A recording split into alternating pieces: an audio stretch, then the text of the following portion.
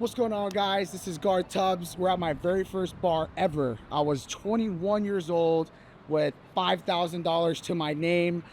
We took over this bar, we bought into it, seller finance. 8-9 months later, we ended up owning the place. We took this thing from $60,000 a month to now we're breaking $150,000 months. And I'll tell you exactly how we did it. This is the nightclub, obviously, and where all the lines hang out. But what I think is most important that I really like to show is our sake bar. The reason why I like the sake bar is because it is a low overhead, easy to manage, high volume type of bar where people come in, they spend money, and then they bounce. The reason why it's so great is because it's a shotgun bar. Shotgun bar just means it's long and straight. With space like this, you got to really ask yourself, like, what can you do with this without trying to like overcommit to something crazy? You can't turn this into a nightclub. But for us, we're all thinking about is how much revenue can we produce in the next hour? So every dollar, it's $1 per square foot. How many people can we get in? How many people can we serve? So we're thinking about high, fast volume shots. So this is where the sake bar comes in. It's low margin, Monster Energy, or sometimes you have a Four Loko or like a beer style drink. We set the cups up, like put some chopsticks on it. That's it. We'll line them up. They hit the gong, Ichini-san, gun product. And everybody will end up hitting their shots. And so we'll knock out 5 or 6 shots at once. We'll charge them up as the next group of 5 or 6 people. Sometimes one person wants a shot. Sometimes 12 people want a shot. Sometimes we've had this entire shot bar opened up because people want to just get everybody a shot. This is what we call high volume, right? This is what we always like to lean on. This is the ideal type of business model. And it's great. Again, all we have is bartenders running this place. We have our door guy who's on his hourly pay, he gets a tip out as well, but he's checking IDs. This isn't like some crazy bar where you need security guys posted up every corner. And it's easy to manage, easy to clean. And this is one of my favorite concepts we've got as far as, high volume, money producing, low inventory, like just low cost of goods, right? The ROI on this is insane. And we're going to continue to build awesome shotgun style bars because I think every good operator should have a good shotgun style bar. And the reason why it's good is because look, the vault is literally right next door. Our nightclub, you can go from a loud, crazy, crowded area and like you're dancing and can barely hear people. And if you want to come get quiet and have a place to spit some game and talk to some shorty you just met, this is where you do it at. And this is exactly what people use this for, is a kind of a getaway spot from the crazy loud music to a, quite tighter niche little environment. With Monster, sake, and it drops, they hit the gong, but this is how that goes down. I love this bar the most because it's just super low overhead. All we have is bartenders. It's not that type of environment where you need a bunch of security at every post and every door. You got your bartenders, they get their tip out. You got one door guy making sure that IDs are good. That's it. Like sake and this shot and this drink. Something that's really important, especially in college bars, but I think there's applicable to any style bar in any different market. It's really your setup, right? Your furniture layout and your setup. To us, it's all about finding a use for space that's not being used that ultimately is going to make us money in the long run. And whenever we look at the camera footage of this, which I think is extremely important that everybody does, we're looking at the aerial. I'm watching people come in and out, buying things, leaving, using the restroom. And it always left like these corner spaces just open. And so we're immediately asking ourselves, how do we fill the gaps and how can we make this gap convert to dollar usage? And, we noticed there's a group of people that were always waiting. And when they were back here, literally what they were doing was just standing and talking. But why not give them a place to like enjoy themselves, right? Sit down. So we built these booths out to take up some room, to give people that are drinking the opportunity to do what? Drink more. But whenever you build these out, you obviously got to think about what they're being used for. They got to like be made custom to the customer because like most people would just probably either stand like this or they're sitting like this. So you make it that height. I think we always use metal for everything because this is indestructible. We know that if someone's going to pierce through this, which is good material, easy to wipe off and clean, but if they're going to pierce through it, I just take this off, make a new one, reupholster it, and then put it back. It's easy to fix, super cheap, but this metal framework is going nowhere. And this is the beauty of it. You could put 100 people on this, and it's never going to break, and you got to get people the place to party. This is why we built it this way. Nightclub, you're not going to try to be some sports bar. And like whenever we notice, like this always busy, always packed, and people are always drinking. But then like there's always just like spaces and gaps over here. We want to put some decent enough seating where people can hang out, but we don't want them to stay too long, so we don't make it too big and comfortable. So where the girls can sit, strong enough to stand on if you want to dance, durable metal railing. frame here so that you don't ever have to replace it. You just have to replace these every once in a while. That's it. This is an actual picture of me back there. I was doing. Yeah, you got it. Makes sense. Yeah. Air curtain to kind of keep it cool in here, because AC in bathrooms to me in a bar is everything, right? Like, if you don't got good AC, if you don't got good bathrooms, then you're already losing the game. Like, people talk about that. If it's too hot, I don't want to go there. I sweat too much. It's too hot. When it gets busy, which every good operator is expecting your bar to get busy, it's just too warm in here. You're sweating it out. Girls don't feel comfortable because you got to have a place that girls feel comfortable at. If they're sweating and their makeup's getting messed up or their hair is getting messed up, like, those girls are never going to come. And if you don't got girls in your bar, then that's a problem, right? Guys aren't going to come and follow. So I always like to have fans in my bars, especially in corners, because what we try to do is we try to create airflow, right? You got to have moving air, because sitting air doesn't feel as good. But if you feel a little bit of a breeze, it just feels a lot better. I keep the fans, we'll always have them rotating, and then that kind of creates this flow of just air inside. It feels way better than a cold room. You know, I think TVs are always a huge asset. Like, you gotta give people entertainment. They gotta have something to do. You cannot just rely on them to talk to their friends, because most people are boring.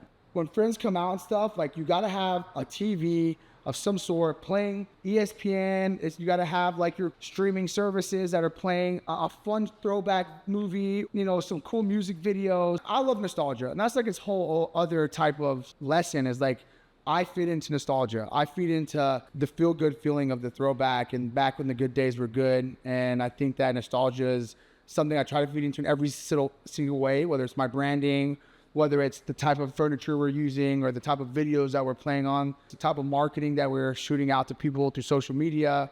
Give people something to look at, right? TV programming is something I always notice in bars that I'm like, how is this TV not on? Like, first of all. And not only that, like, how are you playing? Like, yeah, I understand the news and stuff, but the news is still one-sided or the other. And not to get into that type of topic, but if you have anything on your TV that might relatively make someone feel a certain type of emotion that's not positive, why would you even consider to have it on there? Put the funny throwback movies on. Put some funny videos. Put some sports on. Like that, you're not gonna get any negative emotion out of that in reality. I'll show you back your house. Again, keep it clean, keep it useful.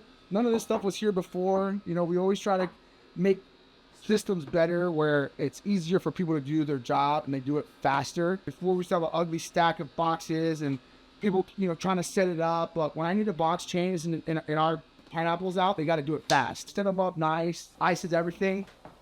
You want to make ice as fast as you can, because you run out of ice, you've got nothing to sell. Ice is the most important thing. Here's our bottle service layout and our setup. As you can tell, we're keeping everything charged. All of this comes from a good standard operating procedure. Every night, our bottle service team knows that they have a checklist to go through. I think this is the value that we can drive to our customers that they typically can't experience in other places. And if you have the opportunity to sell bottles and you can do it the right way, I think every bar can. If you're open and have people in your bar from 12 to 2, there's no reason why you can't be doing this kind of model. And all I think about is dollars per square foot. Is how do I maximize that square footage for the highest dollar amount? And bottle service is about as high as it gets. Bottle service provides a crazy experience. It gives people the opportunity to be seen. It gives them that sense of clout when they want it. They can pay for it, and all eyes are on them. And everybody likes to be recognized. And so when it comes to birthdays, when it comes to celebrations, graduations, big wins, sports teams, people come in and they want to celebrate, and we want the entire club to fill them. And so this is why we have our marquee signs. This is why we have a system for getting these signs out as quickly as possible. This is why we have these attention-grabbing lights that when you put them on, everybody's looking at what's going on. Our girls are always looking good. They've always got amazing outfits on. They're high sellers. They're good energy. You know, we'll do the cars that come out. The DJ's a part of it. And that's another huge sell, man, is like your entertainment coordinator, your DJ, the orchestra leader, when he's shouting out the words on the sign that you paid for, and hey, everybody look at those guys. And whenever we queue up the programming to hit that section, and all of our lights, all of the eyes, all the sound and music is coordinated to look at that guy for his 25 to 30 seconds with that group of girls for their birthday, that's the moment right there. That's what they paid for. That's what we charged for. And we'll continue to do that. So this is bottle service, man. This is a category that is always evolving. Good pricing, dynamic pricing, so that you're not always charging everybody a bunch. You're fitting the pricing to the market at the time. Obviously, graduation, everybody wants a table. We're so full when it comes to booking tables in our bottle service booking systems, where you can just fill out a quick form, hits our inbox. All of our people see it on our team. Whoever's the first one to respond gets that bottle service deal. They get that early booking commission. We've got it set up in the table. We're selling out all of our tables before we even open up the doors. That's where you want to be with your bar. That's where you want to be with your club, pre-booking, and everyone's got to be incentivized all the way through. And I've got systems to show you guys of how we pay every single person a part of this process so that they're incentivized. So every action matters, because that action leads to incentive. That incentive leads to more money in their bank account. And that's why we're the #1 bottle service sellers in every single market that we're in. No one can touch us. No one can compete. They help you fill up the room. They help you create connections with high-paying clients, because that 5% of customers pay for bottle service is an extremely valuable customer, group to have, because they're the first ones that you call whenever you're selling tables for shows. They're going to help you fund your artists whenever you try to book them, because you already know that they're pre-booked tables. They're going to, come with the right looking people, good looking people. Like, it's just, there's a whole list of why bottle service feeds into everything else that we do. Let's just talk about the front door real quick, right? Be proactive at the door. I hate guys that are just standing there and waiting for customers to get to them. A proactive door guy is gonna go walk the line as the line is stopped. You already know who's not gonna get in tonight if they're too drunk, if they're not meeting dress code. You already know if you're at max capacity and people are gonna get in. Now's the time to go tell them. Don't make them wait for an hour and a half, right? Go up, walk up to the guy, hey man, tonight's not the night. I can't let you in. You've got a tank top on and sandals. This is the nightclub. I love having guys go find parents. I mean, this is like a no-brainer, right? If you got parents waiting in line, and those are the people that see the transactions on their credit cards from their kids swiping it every weekend, go grab those people.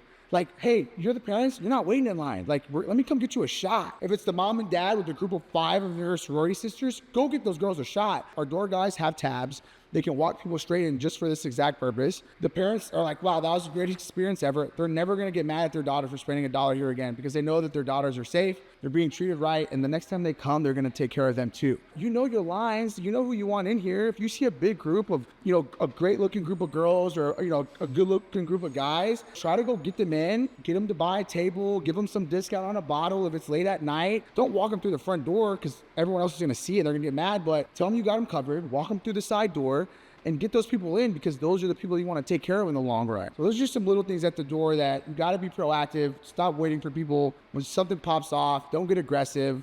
When someone's drunk, don't throw them out, because remember, this business is to get people to drink. So you can't get mad at people when they're too drunk. You just got to simply get them home safely, send them out about their day, and keep moving on, right? This is a good story to tell. This is what I'm talking about the evolution of hospitality, and at least what's important to us, which is like letting the guys that actually run this place and the people that actually work here make these type of decisions, right? Like, I'll help facilitate ideas and, like, if anything, give them the confidence to go try something new. But these guys come up with the ideas. I'm like, yo, if you think it's gonna work, just probably explain your thought process and framework to make sure that I'm not finding any gaps in, your thought process. But other than that, like, let them know. We used to have the DJ up here, because back in the day it was super busy. We had the DJ right here and it got super popping. I was like, I'd rather move the DJ up top, use this as a bottle service area, and it worked. They're like, hey Garth, I think the DJ up there is like too far away from the crowd.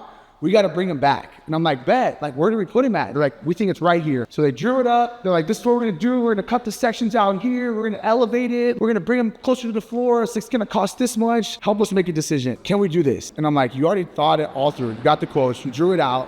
Whenever new bars come in, we take a hit because, it's the new shiny object. Everyone freaks out, staff leaves and bounces. But then if they're not good operators, which I hate to say it, most people aren't, if they're not good operators, they're going to end up failing, right? Things start to go down, people leave, and they come all right back. And it takes a few months for people to come back to their new favorite spot. Liquor pitchers are our most popular drink. I'll tell you about that, guys, another time. But we're losing our pitchers. One, because people were stealing them, but also people were throwing them away. I mean, simple, right? This immediately saved like 80% of our cost of goods whenever it came to liquor pitchers. Elevated is everything, right? If you're gonna sell a high value area, you better make it high value in every possible way. So we give everybody an extra 6 to 8 inches off the floor. Of course, we don't go with this like corrugated metal. It's like indestructible, decent enough railing, but like you don't want to box people in, because you want to give them that like free space, but you also don't want to like be too cool to where you can't even like put a foot in. It's just like, quit doing so much to make people look cool. Like, they don't even want that, right? Even in some of my newer concepts, I even take these rails away because I don't like having to separate bottle service people that much. People already know, because bottle service is a thing, that you shouldn't come up on the stage if you haven't paid for it. Maybe 6 to 7 years ago when we first built this, that wasn't a thing in these markets. But now people understand that, like, this is a paid for area. These are cut to where I can build other platforms on the ground. So whenever we do our boiler set and we do a stage here, these are cut to where I can move these sections to make the boiler set, and we can move these back. I can move this DJ booth over here. All of this equipment was structurally made so that it's multi-use, right? It's not just bottle service, but whenever I have a band come or a big DJ, I can recreate these sections to where it fits a DJ or a live band, or people come and they do like crazy talent shows, and that's the whole other thing with programming and different events that we throw where this equipment is used just for that. Just bottle service, right? Big thing that we were noticing is every time we brought out the section, or every time we brought out the buckets with the ice and the mixers and the bottle, they kept getting knocked over. And the biggest problem with that is the customers will always say it's somebody else's fault other than their own. And the customer's always right, at least in my opinion, to an extent. We put our bottles up here. As long as the bottle girl is dropping them off here, then it's out of our hands, and that's our ability to counter what our customers are saying. Is, hey, someone knocked it over. That's not our fault. We put it here. If you move it, that's on you. So as long as we do our job, and it's the same job every time, we get to alleviate ourselves from potentially having to, refund them or give them another drink. Dynamic pricing, why we start doing some crazy offer here, and then all the way down to what they're probably going to buy, but everything in between. Less is more, always, in my opinion. If you give people too many options, it's analysis paralysis, right?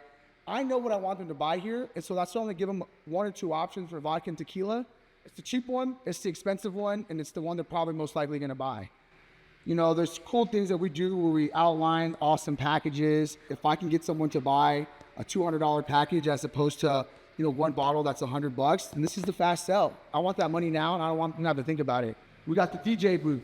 So the DJ booth, to me, is the cool kids club, right? And the reason why I say that, it's the cool kids club because everyone wants to be by the DJ. And you don't want to make it too big where it's too chaotic, but let a couple people come in here. The DJ knows that, try to just make sure it's girls, man. And if you got a couple boys, tell them they can come up in 5 or 10 minutes. But other than that, if you're the center of attention, we got to always make sure that we're known as the center of attention. So we'll keep it clean in the sense of you don't want crazy wires all over the place. The last thing you want is for music to go out in the middle of your night. So that's why this table is one of our top selling tables, is because it's the access to the DJ, right? It's the Instagram photo and video that you want. You want everyone to see that you're by the DJ booth. I built this thing specifically for myself. This is why I built that there. Everything is indestructible. There's one thing about these bar markets you got to know is it's going to break. And even one day this is going to break somehow, some way. I don't put it past our customers, right? The bass front and center to our dance floor. So I want them to feel the bass. I want them to feel it as they're dancing. And there's just that rumble in the jungle, man. Like, this is what it's all about. So I make sure to keep high quality speakers, the best bass I can. And I want to just absolutely wreck the people on the dance floor and let them have a good time. All of this is made exactly like this on purpose. Multiple steps because, again, $1 per square foot. I can fit 1 to 2 people right here. If these weren't made exactly how this was, these 2 people would be like dancing on top of each other. But instead, I level them out so that I've got room to dance, they've got room to dance, and it's not weird. People want to see, they want to be seen. And whenever you walk into a bar, and look, all of our bars are set up, all of our sessions are set up this way. Whenever you walk into a bar, I want to see walls full of people. I want to see this walls full of people partying. I want to see them on the floor. If I didn't have these type of structured, tiered bottle service layouts, then it would just be a flat dance floor. And it's just got to be more than that, right? It's a very specific type of material we like to do. These are just not anything crazy. This is not expensive. The reason why we do this type is because alcohol can just destroy anything. And the fact that there's so much alcohol and juices on here, any other bar other than a very specific type of material is going to get destroyed after a year or 2. So, we don't go too crazy on this. You're gonna have to replace it regardless at some point, but this stuff lasts way, way longer. I want to be able to jump up on it, we got the bottle girls and the bartenders and the birthday people, Hey, last song, one more song. The microphone, we've got our CO2 canning. We want people up on here, and I'll go get the birthday girl. I'll go get the birthday girl, I'll get the birthday boy, give them their opportunity to come up here. This is a bad corner of the room because it's kind of ducked off from the DJ booth, but instead of just letting it be a bad corner, we kind of use this as like that free kind of space for the families, and we'll make it look exclusive by putting a little rail here, but always letting, we'll have a bottle there for some of our promoters or like groups of people that we want to come in all the time that we don't want to give them free section space. That way they've got a place to come, fast access to the bar, and we try to just make use out of this, right? And again, this is just people that don't want to be in the crazy crowd. We're super blessed at the vault because we've got this ancient vault in here. Like, look at this thing. Same. This was a dead space because why would people come in here? So it's just like, well, how do I maximize the use of this in here? And at minimum is I can get a return on some marketing dollars, where if I get a cool, I keep up with this like idea, getting our logo, but also having like individual photos in here of like actual people at our bar, and give them their mirror, give them the light. This is where all the photos that the vault's tagging happen right here. All the girls, everything. So take a picture. We got our marketing in the back. People come in here. Sometimes they come in here, get away. They want to make out with somebody for a few hours. They're like, take photos, and this is where all the great photos happen. So again, it's just making use out of your space, right? Good lighting and things like that. Around the bar too, like this is where the magic happens. In my opinion, again, how much money can I make in an hour? It's $1 per square foot, and the amount of money you can make in an hour should be at least your two biggest quantitative data points that you should be trying to make great all the time. It's basic stuff, dude. It's just like, if this is where I'm selling alcohol at, I want my bartenders to be able to have everything they need in one place, right? New cups right here, ice, alcohol, pour, soda gun, boom, right? Like simple. They want beer, it's like beer, it's like right here, right? And like same thing. It's like everyone has easy access and they've got everything they need without moving. They can charge somebody up onto the next person. Like POS systems, yeah, these are expensive, but if you get the right POS system and you got the right contacts, dude, hit me up. I can get this stuff to you for extremely cheap. And you want to make sure you have the right stuff that tracks the right data, the right dashboards. You can make sales at anywhere in the room. They've got the handheld POSs because you don't want your bottle girls taking orders in her head or writing them down on her phone because she looks unprofessional, and most of the time they forget everything. Let them take the POS system over there. Let them make the sale immediately. Let them charge the card. There's nothing that is messing up. If they got a sign on the bottle service, they'll put it in to the POS as they make the order, so everybody's on the same page on what needs to go on that marquee sign when it comes out.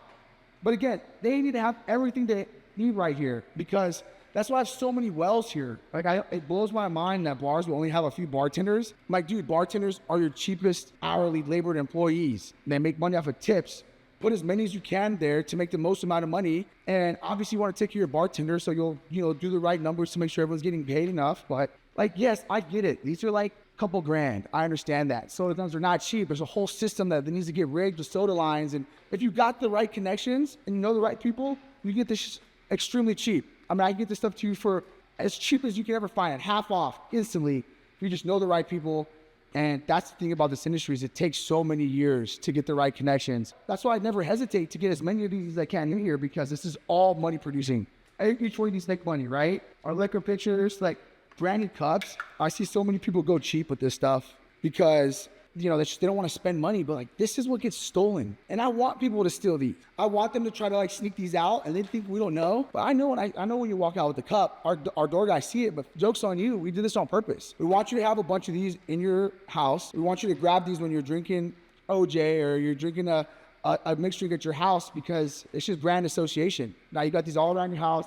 You already know where you're going. Clean cup racks, ice machines, so important. Our specials go on here. And this is some super secret sauce, man. But I mean, I'll just give it. I see special boards with like 10 different specials just for beer, 5 different specials just for liquor. And I don't do that. Again, paralysis analysis, right? Like some people have such a hard time with making a decision when you add a shit ton of people in a bar, tons of noise, loud music, and 10 people behind you waiting to get a drink, and a bartender that's running around. You better have it ready to go. And if our highest, best margin items are on here, the things that we actually want people to buy, then why are you putting anything else on there? Don't give them the opportunity, the option. Give them their beer choice, give them their liquor choice, and then give them their large, big drink bucket, whatever it might be, that it's going to cost a lot more money, but 10% of people are going to buy that. And that's how you make quick money really fast.